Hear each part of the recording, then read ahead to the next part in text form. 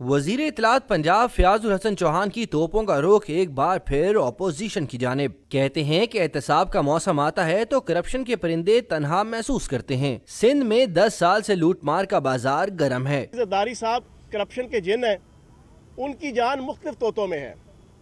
उसमें आगा सराज दुरानी साहब भी हैं, उसमें डॉक्टर आसिम साहब भी हैं, उसमें शर्जील मेमन साहब भी हैं, उसमें मुजफ्फर टप्पी साहब भी हैं, उसमें उज़ैर बलोच साहब भी हैं, और एक तोती भी है एयान अली, उसमें भी इनकी जान है।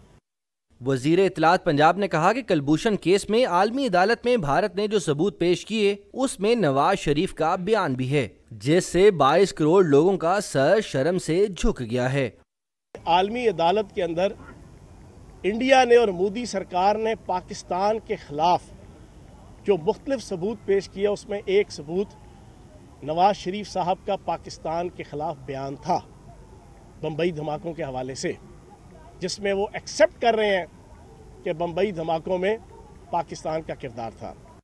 वजीर इत्तलात पंजाब का कहना था कि नैब की तश्कील में हमारा कोई किरदार नहीं। पीपल्स पार्टी और मुस्लिम लीग नून ने मिलकर चेयरमैन नैब को लगाया है।